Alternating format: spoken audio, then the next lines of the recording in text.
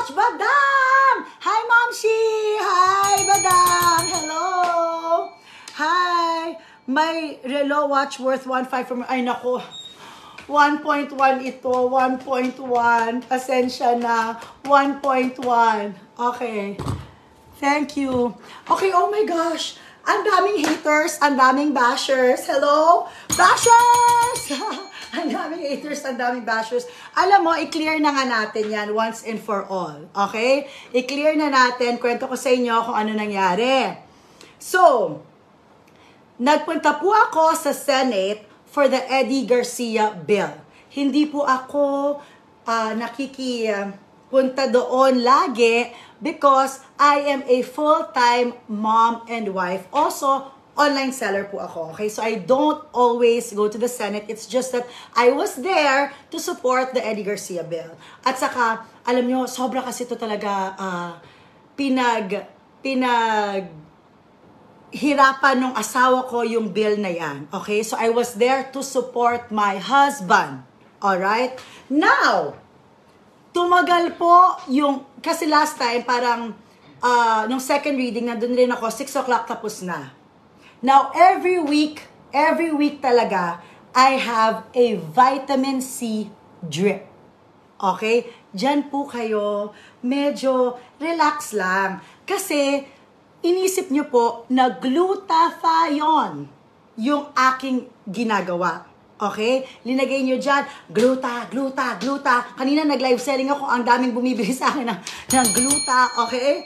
So, to let you know, para hindi kayo naniniwala sa fake news, vitamin C po yun. And matagal na namin ang ginagawa. Pandemic pa lang, ginagawa na po namin. Lahat kami dito, tuwing may nararamdaman, actually, never ko po intention na mang bastos or whatever. My intention was to show that no matter how busy we are, dapat prina-prioritize pa rin po natin yung paglalagay ng bitamina sa ating katawan. Okay? I had no intention whatsoever to disrespect the Senate or anything like that. Okay? It was never in my intention.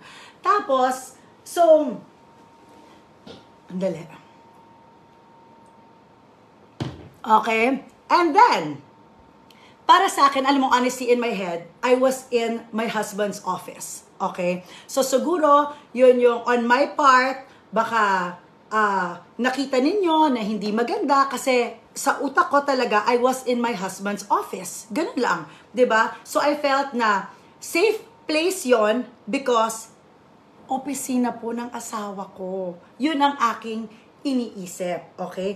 Pero, nag-post ako. Kasi nga, hindi ko naman inisipan po ng masama. Wala naman po akong bad intention kahit konti. So, ngayon, ako naman, pinost ko. Tapos, ang daming nag-react. So, to respect them, kasi nga parang, ay, oh my gosh, meron pala mga na-offend. Okay, sige, i-delete ko. So, I deleted that post, but I never ever said that I was taking Gluta drip. It was vitamin C. Okay? Alright? Oh, yes, go!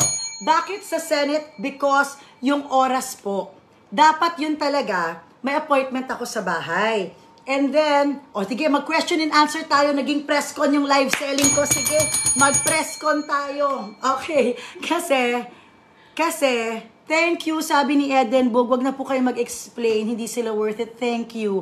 Ang toxic na mga tao dito, sabi na, wag tayo ganyan, maging happy tayo dahil maganda yung mga deals na ibibigay natin tonight. Okay? So, as I was saying, dapat, yung drip ko sa bahay talaga.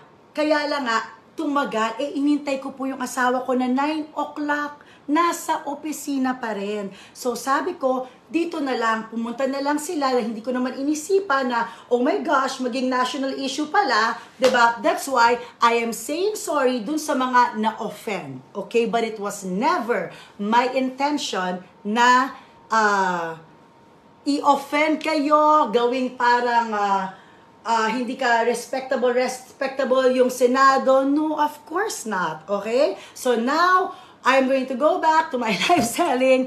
And yung mga gustong mag-hate pa dyan, okay, go. Diba? Hi, Mami. Hi, Mami. Thank you. Huwag ka na mag-explain, Miss Ma. Mag-flex ka na lang dyan. Yes! Thank you so much, Eden Bug 22. Salamat. Thank you, Ronadel. Salamat. Thank you.